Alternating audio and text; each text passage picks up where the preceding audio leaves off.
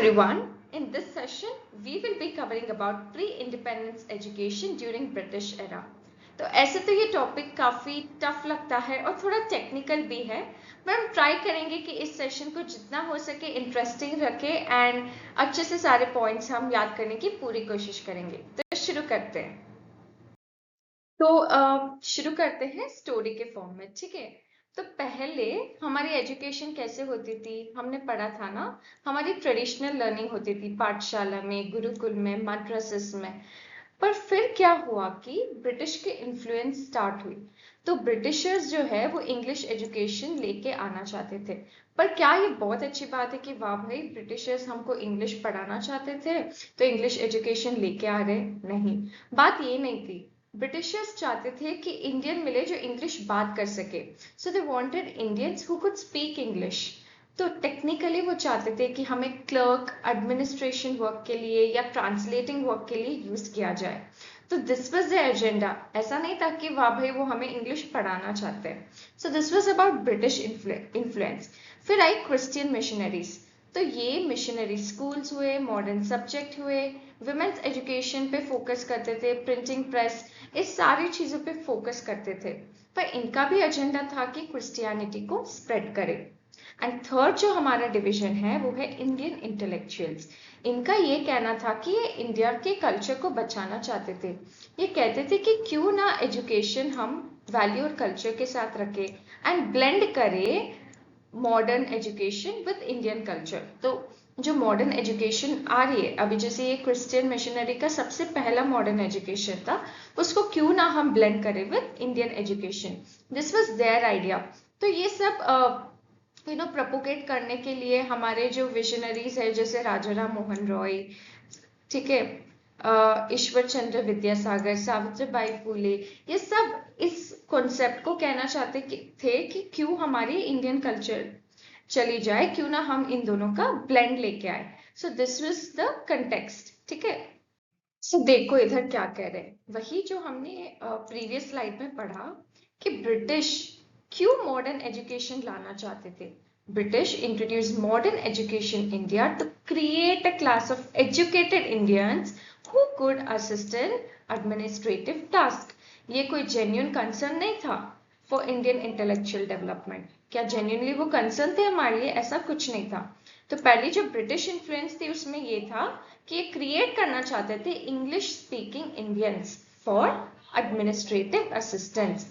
फिर जो Christian missionaries थी वो स्प्रेड करना चाहते थे modern education and focus on English and western sciences. पर इंडियन इंटेलेक्चुअल्स जो थे वो ब्लेंड करना चाहते थे traditional Indian knowledge with modern subjects. So this is the whole context of the modern education in India. इधर आप एक और बात नोट कर लीजिए, जो इंडियन इंटेलेक्चुअल्स थे वो स्ट्रॉन्ग ओपोजिशन में या फेवरिज्म में नहीं थे ब्रिटिश एजुकेशन या मॉडर्न साइंसेस की। वो चाहते थे कि जो एजुकेशन सिस्टम है वो ब्लेंड रहे with Indian culture. So this is all about it. So जैसे कि हमारा भी कंटेक्स्ट सेट हुआ है, हम स्टार्ट करते हैं, ठीक है। तो सबसे पहले क्या हुआ, 1781 में बैरन हेस्टिंग्स ने एस्टैब्लिश की कलकत्ता मद्रासा। भाई ये कोई स्कूल वूल नहीं थी, this was a political move. ये चाहते थे मुस्लिम सब्जेक्ट्स को, मुस्लिम लॉ को अच्छे से पढ़ना ताकि कि मुस्लिम सब्जेक्ट्स को अच्छे से गवर्न कर सके। तो ये थी भाई इनकी सबसे पहली मूव, ठीक है, एस्टैब्लिशमेंट ऑफ कलकत्ता मद्रासा इन 1781। इसके बाद कुछ साल बाद ये जो एशियाटिक सोसाइटी है ना वो क्रिएट हुई। तो इसका क्या एजेंडा था, जो यूरोपियंस थे वो हमारे कल्चर के बारे में बहुत जानना चाहते थे, हमारे लैंग्वेज के बारे में, हिस्ट्री के बारे में, फिलोसफी के बारे में। तो इससे मालूम होता है कि भाई ठीक है, हमारे बारे में जानने के लिए कोशिश तो हो रही थी। फिर 1791 में क्या हुआ कि a Sanskrit college was established in Varanasi, जहाँ पे ये हिंदू लॉ और फिलोसफी के बारे में पढ़ना चाहते थे। ये एस्टैब्लिश किया था जॉनथन डंकन ने। सो हियर द एजेंडा, मतलब हमारे को ये समझ आ रहा है कि वो अच्छे से हमारी चीजें, लॉ, फिलोसफी समझना चाहते थे ताकि कि they can govern us more effectively, ठीक है। तो जैसे तैसे क्या होने लगा कि लाइक एक डिबेट होने लग गई कि भाई इंडियन एजुकेशन पे फोकस किया जाए या फिर मॉडर्न एजुकेशन पे। तो जो ये चार्टर एक्ट था 1813 का, this acted like a turning point. And इधर ये भी डिस्कस किया गया था कि कितना फंड जो है एजुकेशन के लिए दिया जाए। उसके बाद 1817 में Hindu college of Calcutta establish हुआ and this was done with the help of Raja Ram Mohan Roy. तो इधर इंग्लिश एंड मॉडर्न एजुकेशन पे फोकस किया गया था। जैसे इधर एम्फेसिस किस पे की गई थी कि English, science, philosophy, western ideas, ये सब के बारे में। मतलब बच्चे पढ़ने लगे लिबर्टी के बारे में, इक्वालिटी के बारे में, रैशनल थिंकिंग के बारे में, इन सब के बारे में बच्चे पढ़ने लगे। फिर जो लास्ट है वो है माउंट स्टार्ट एल्फिंस्टोन का मिनट्स। तो इसमें क्या कहा गया, इसमें ये कहा गया कि जो इंग्लिश एंड यूरोपियन एजुकेशन है उस पे इंडियंस को फोकस करना चाहिए। ठीक है, तो अब हम इसको एक बार रिवाइज कर लेते हैं फर्स्ट 6 एजुकेशन सिस्टम्स को। तो सबसे पहला 1781 में था कलकत्ता मद्रासा। तो ये एस्टैब्लिश था by Warren Hastings for teaching Muslim law and this marked the significant step in formal education under British rule. ठीक है, उसके बाद Asiatic Society of Bengal was set up in 1784, जहाँ पे हमने देखा था ना, वो जानना चाहते थे कि इंडियन की कल्चर, फिलोसफी वगैरह के बारे में। देन 1791 में संस्कृत कॉलेज एस्टैब्लिश हुई थी बनारस में, found by Jonathan Duncan. This was to study Hindu philosophy and law and ये शो कर रहे थे interest traditional Indian learning system में। ठीक है, तो ये जानना चाहते थे कि ट्रेडिशनल इंडियन लर्निंग सिस्टम में क्या हुआ था। 1830 में चार्टर एक्ट एस्टैब्लिश हुई। ये सबसे पहली इनिशिएटिव थी टुवर्ड्स एजुकेशन इन इंडिया। इधर डिबेट हुआ था कि भाई क्या ट्रेडिशनल मेथड फॉलो किया जाए या फिर मॉडर्न एजुकेशन फॉलो किया जाए। एंड इधर फंड के बारे में भी डिस्कस हुआ था कि कितनी फंड अलोकेट होने वाली है। 1817 में Hindu college of Calcutta establish हुआ था and Raja Ram Mohan Roy played a important role. हमने देखा था राइट, ये this was establish with the help of Raja Ram Mohan Roy. फिर उसके बाद श्रीरामपुर कॉलेज जो है 1818 में फाउंड हुआ था। ठीक है, 1818 में श्रीरामपुर कॉलेज फाउंड हुआ था एंड ये इनको ग्रांटेड यूनिवर्सिटी स्टेटस 1829 में मिला था। ये सबसे ओल्डेस्ट यूनिवर्सिटी इन इंडिया है, ये अभी भी ऑपरेशन में है। Initially this was for theological education but बाद में एक्सपैंड हुई इसकी एजुकेशन दूसरे बेसिस पे भी। तो ये मतलब ये पॉइंट हम ऐसे नोट कर लेंगे। ठीक है, उस चार्ट में हमने नहीं पढ़ा था। And then in 1823 Mountstuart Elphinstone का जो मिनट्स है उसके बारे में हमने पढ़ा था, जो एम्फेसाइज करते थे कि स्कूल टीच करे English and European sciences, so this can lay ground work for modern education. ठीक है, फिर अब इसके बाद हम आगे के और एजुकेशन सिस्टम्स पढ़ते हैं। सो 1824 में क्या हुआ था कि Sanskrit college was established in Calcutta and ये फोकस करती थी या एडवोकेट करती थी इंग्लिश एंड बंगाली लैंग्वेज को। इन 1835 लॉर्ड मैक्यूले मिनट्स, तो ये इंपॉर्टेंट कंसेप्ट है, ये एडवोकेट करते थे इंग्लिश एजुकेशन को एंड कंट्रोवर्सी इस लेवल तक पहुंची कि English become a medium of instruction which targeted classes and settled language shift. ठीक है, फिर क्या हुआ 1854 में उड्स डिस्पैच का मैग्ना कार्टा, तो इसे ये भी कहते हैं हम Magna carta of comprehensive education system. तो ऐसे क्यों कहा गया है, क्योंकि प्रपोज हुआ था एक proper education system, teacher training, higher education structure, तो ये सब प्रपोज हुआ था, तो इसलिए इसको ऐसे भी कहते हैं कि Magna carta of comprehensive education system. फिर एस्टैब्लिश हुई थी 1857 में एस्टैब्लिशमेंट ऑफ यूनिवर्सिटीज, जिसको आप ऐसे याद रख सकते हो BMC, Bombay Madras and Calcutta university. इसके बाद 1875 में अलीगढ़ मुस्लिम यूनिवर्सिटी, ताकि के मुस्लिम्स में प्रमोट किया जाए मॉडर्न एजुकेशन को फॉर देयर प्रोग्रेस। ठीक है, सो this is all about part 2। ठीक है, सो अब हम फटाफट से पार्ट 2 को रिवाइज कर लेते हैं। सो 1824 में क्या हुआ था, संस्कृत कॉलेज जो है वो एस्टैब्लिश हुई थी। ठीक है, कलकत्ता में, एंड ये सेटअप हुई थी under the patronage of Lord Amherst. Ishwar Chandra Vidyasagar ने ज्वाइन किया था ये कॉलेज को 1841 में एंड ये एडवोकेट किए थे English and Bengali along with Sanskrit. 1835 में लॉर्ड मैक्यूले के मिनट्स ने क्या क्या कहा था, ये एडवोकेट कर रहे थे इंग्लिश एजुकेशन अमॉन्ग्स इंडियन। तो English education, English language and literature को इधर एडवोकेट किया गया था। ये एम कर रहे थे to create English educated Indians and this led to English as a medium of instruction. तो under Lord William Bentinck English as a medium of instruction करके लीड हुआ था.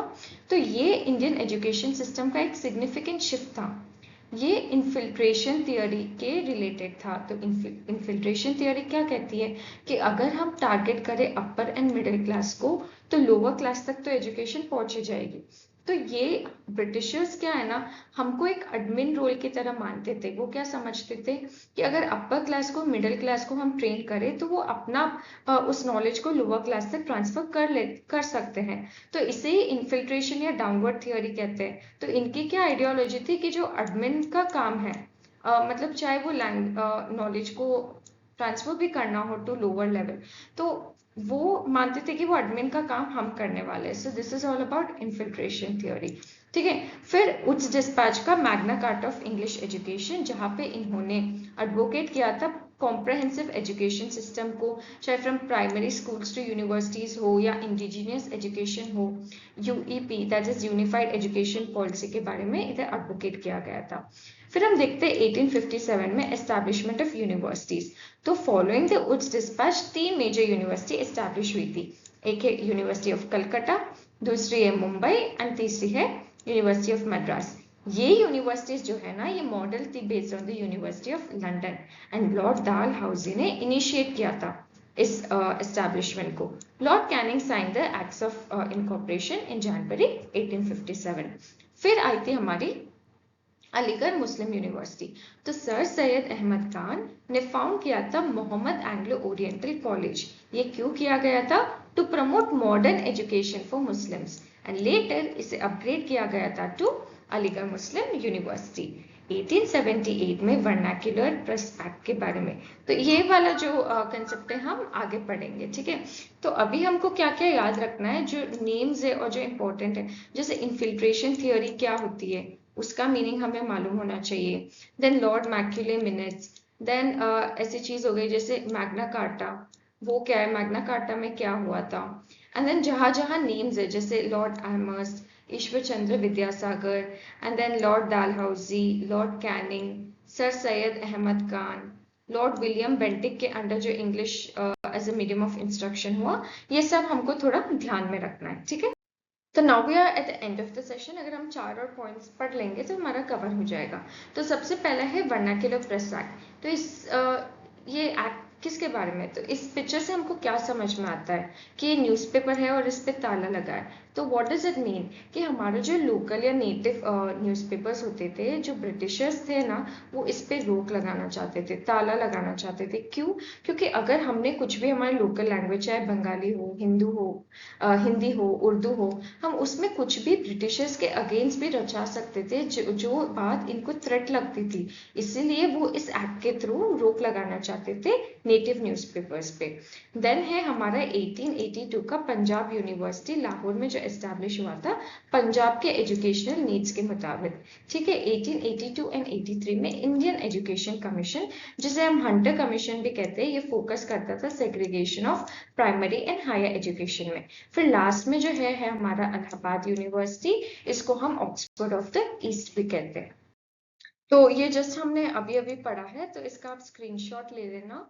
एंड इधर जो इम्पोर्टेंट पॉइंट्स है जो हमें याद रखना है, वन इज हंटर कमीशन. ठीक है. हंटर कमीशन का दूसरा नाम क्या है? इंडियन एजुकेशन कमीशन और हंटर कमीशन. एंड सेकेंड जो हमें याद रखना है, जो हमने प्रीवियस में कवर नहीं किया था चार्ट में, that is Oxford of the east हम बोलते हैं इलाहाबाद यूनिवर्सिटी को. एंड ये इन्फ्लुएंस था बाय सर विलियम मोअर. ठीक है. which is who was the governor of United Province. तो quickly in 5 minutes we will take the overview of what we have studied today. ठीक है. तो सबसे पहले हमने क्या पढ़ा था? 1781 में एस्टैब्लिश हुई थी कलकत्ता मद्रासा, जो फाउंड था by Warren Hastings for teaching what? For teaching the Muslim law. फिर 1791 में क्या हुआ था? संस्कृत कॉलेज एस्टैब्लिश हुई थी बनारस में, and this was found by Jonathan Duncan for the study of Hindu philosophy and law. 1830 में चार्टर एक्ट, तो ये स्पार्क किया था डिबेट की ट्रेडिशनल मेथड फॉलो करना चाहिए या मॉडर्न एजुकेशन. सो ये सबसे पहला इनिशिएटिव था टुवर्ड्स एजुकेशन इन इंडिया. इधर फंडिंग की भी बात हुई थी.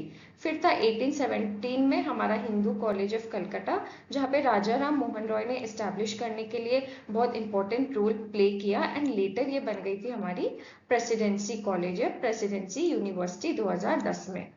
फिर हम बात करते हैं 1818 श्रीरामपुर कॉलेज के बारे में, जो ओल्डेस्ट यूनिवर्सिटी थी इंडिया की। क्या वो अभी भी ऑपरेशन में है? Yes, it's still in operation and it was granted university status in 1829। फिर एल्फिंस्टोन मिनट के बारे में अगर हम बात करें तो ये एम्फेसाइज करती थी स्कूल्स को इंग्लिश और यूरोपियन साइंसेस के बारे में पढ़ाने के लिए, ठीक है।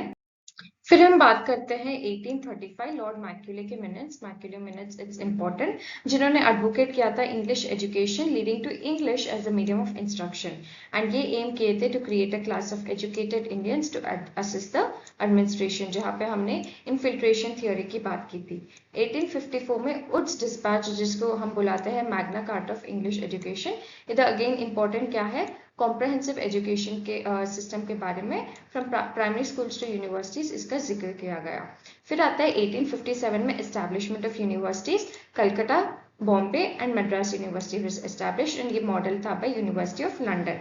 1875 में आता है हमारा अलीगढ़ मुस्लिम यूनिवर्सिटी, सर सैयद अहमद खान ने फाउंड किया था मोहम्मद एंग्लो ओरिएंटल कॉलेज, जो लेटर अलीगढ़ मुस्लिम यूनिवर्सिटी बन गई। फिर आता है 1882 में हमारा पंजाब यूनिवर्सिटी, जो लाहौर में एस्टैब्लिश हुआ था to address the needs of Punjab and ease the workload of Calcutta university.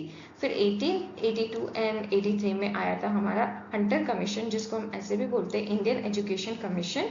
ये रेकमेंड किया था segregation of primary education and higher education, ठीक है। नेक्स्ट लास्ट में आया था हमारा Allahabad university, referred to Oxford of the east during the British era, ठीक है। This is all about a glimpse of whatever we studied in today's session. You can also take the screenshot which can help you for the revision during the exam time. Thank you everyone. I hope you all enjoyed the session and this session was insightful to you. If you like this section, kindly like and also subscribe the channel. In the next session, we will be studying about further education system like nationalist and reform era, which will be upcoming in the next session.